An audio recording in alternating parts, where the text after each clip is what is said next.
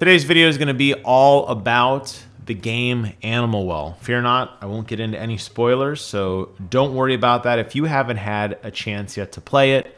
I will say that this normally isn't a game style for me. I typically don't play a lot of Metroidvania games unless they are specifically Castlevania and Metroid, because I just love that aesthetic so much. But I gotta say, this game actually hooked me. So I think it's a testament to how great it is, because I found myself playing it pretty much exclusively this weekend, and I just finished it. And I thought I'd give you guys my final thoughts on it. And it took me about 7 hours. I did have to rely on the internet for one very specific part that I probably still would have not have figured out at this moment. So I don't take shame in the fact that I had to cheat just a little bit to get by. I did not get all of the hidden eggs scattered throughout the world. We'll talk about those in a moment. And I did not get the super secret special ending, but I did get a chance to watch a YouTube review of or video of it rather, and it was very cute. I liked it. I thought it was fun. I thought there was some cool novelty there in what they did. So, little history on this game. If you are a fan of YouTube stuff, and clearly you are because you're watching me, you've probably heard of DUNKEY. DUNKEY is definitely a very iconic person in the gaming space. He does a lot of really good gaming reviews. Well, he took all of his money, or at least a good part of it, I should say, and started his own game studio called Big Mode in September of 2022. And this game is the product of that studio. So this is the first game he's ever made, and he did great. I'm super excited to see where this goes. I think it's cool that, you know, you can have people pivot to other industries. We see Dr. Disrespect trying to do that now with the Midnight Club that he has in the game he's working on. It's nice to see that people who can be so critical of games, but largely understand what makes them tick, can have, you know, some say at least in making some new ones. And that's exactly what this is. So, I like this game. I can tell you that if you're looking for a good way to spend some time in kind of a puzzle game where you don't mind dying, this is the game for you. There are a lot of platforming puzzles here, and there are a lot of challenges that could probably be solved in multiple ways. Take, for example, what I'm doing here with the bubble wand. I figured out using my DualSense controller, if I press the two buttons on the back at the same time, I can infinitely jump, and I never have to touch the ground again. As a result, I'm able to bypass a significant amount of challenges, and I do this time and time and time again. Now, there are actually some areas in the world where I believe this is the only way to solve it. There is an upgrade to every gadget you get. And just like in Metroid games, you're going to have to basically go through and find, there's a place you can't proceed. You have to go find a different route that will ultimately unlock some sort of gadget or tool. And then you can go back to the first area and, you know, blow through it with relative ease. So there are upgrades to these gadgets which do make some things like what I'm going to dub the infinite bubble jump easier to do. But at least I found in the way that I was playing, it wasn't necessarily required. And I'm sure using some of the other gadgets in other creative ways work just as well. And I like that the game kind of offers that.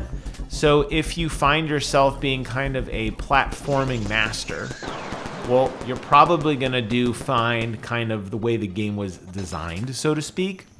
But if you're somebody who can, you know, manipulate things and use things maybe not the way they were totally intended, well, you're going to have a great time with this. And I love that a game like this, which does have a pretty large map and lots to see and explore, I love that this game does reward you. Every time I thought I was kind of breaking the game or maybe getting somewhere that I shouldn't have gotten before, I'd be rewarded with an egg, which let me know that the developers not only encouraged me to find something, but knew I would ultimately to help me unlock that kind of like true ending, which I did not unlock. Now, the other nice thing about the sheer amount of exploration is if you do decide to go around and collect all of these kind of hidden eggs, which are really off the beaten path in many, many instances, well, you're going to be really rewarded because there are incremental boosts to some of the technology you'll get, like a whistle, which can be used to warp around the map, or a pencil, which allows you to put icons on your map. These aren't things that are required by any stretch of the imagination in order to complete the game. However, they're really, really nice because it does make the game better. So you are somewhat rewarded for playing the game in a kind of more completionist mode throughout the experience, which I liked. I find far too often in these games, you have to do 100% of something and then you get the cool item at the end of the game. But by then, your interest is kind of peaked and you're kind of done with that. And you're like, on to the next thing, right? Well, here, as you are playing and upgrading, you're actually starting to get really nice things, which make the rest of your gameplay even more enjoyable. And I thought that was a really smart design choice they made. And I hope that more games continue to do this.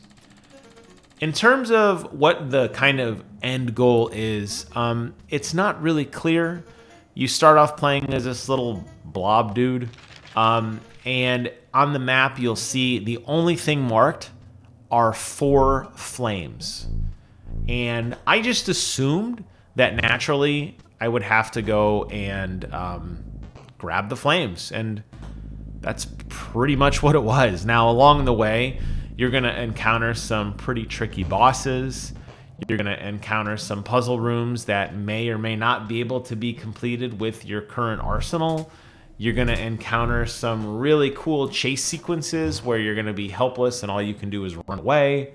And there's a lot of other stuff too that I'm not going to ruin for you here. But I found that each of the 4 kind of distinct biomes, I guess for lack of a better word, all did have really, really unique puzzle elements to them. You're going to get your arsenal of tools very quickly that allow you to kind of begin. It kind of reminded me of Legend of Zelda in a sense, where you leave that island and you have everything you need, right? I mean, think back to like solving any of the shrines. You knew in Breath of the Wild all the tools you had were at your disposal. And that is largely true for this. I mean, there is a little bit of gatekeeping early on, but once you start to get kind of a handle of your arsenal, very rarely did I ever get to a room that I couldn't solve. It was just me not knowing what to do. It was more along the lines of like, what's the next step here? It wasn't like, oh, if I only had widget X, I would have been fine. So I liked that you kind of don't ever feel too gated. So, I mean, it is a Metroidvania game because there are absolutely areas where you're absolutely going to need different pieces of tech to proceed.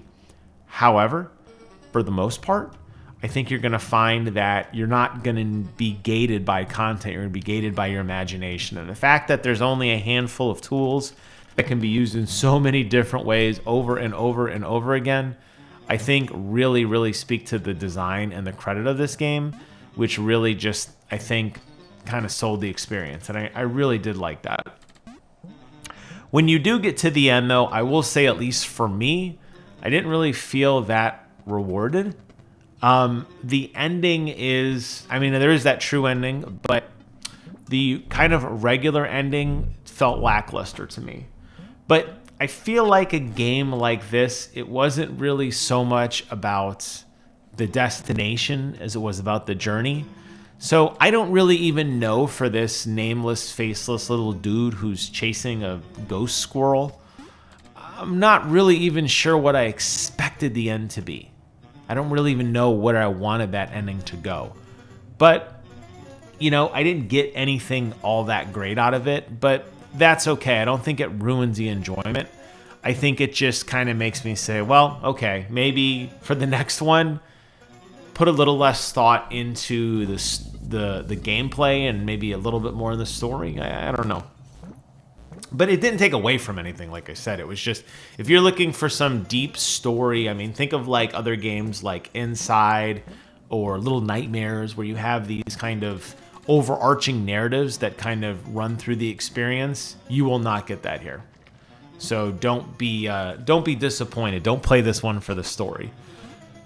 But I think they did a smart thing. They put it on the PlayStation streaming service. I did upgrade to Platinum or Ultimate or whatever the hell it's called. The most expensive one, thanks to State of Play, or Summer of Play, I should say. I think it's actually Days of Play. I don't even know what the hell the damn name is. But I did upgrade. That's how I got this. I would not have bought this on my own. I could see where a lot of the critical love for this game is, because it was very well done. But I think that some of the other critics are maybe taking this a little too far. Maybe they're getting a little overwhelmed and or excited. Maybe it's a slow news month, but I've seen people say that this is a Game of the Year candidate, and that this is one of the best games ever played. I don't quite agree with that. But I enjoyed it. It's not, again, to take away from anything about this experience, or to take away anything from this game, or what Dunkey and his new studio have done, or the development team, because I think it's phenomenal. I just kind of think that we need to be a little more realistic in our expectations. But you know me, I've always been very critical of media's coverage on this kind of stuff, and this is no exception. So those are my thoughts on Animal Well. It is fun. I do recommend you check it out. If you love puzzle games, you're going to love this. There's some genuinely cool puzzles in here that really made me scratch my head. Never once did I, except for that one time I had to cheat, never once did I just completely hit a brick wall. And it was fun. So there you have it, all my thoughts. Thank you guys so much for watching. Take care of yourselves, and until next time, I will see you guys on the other side.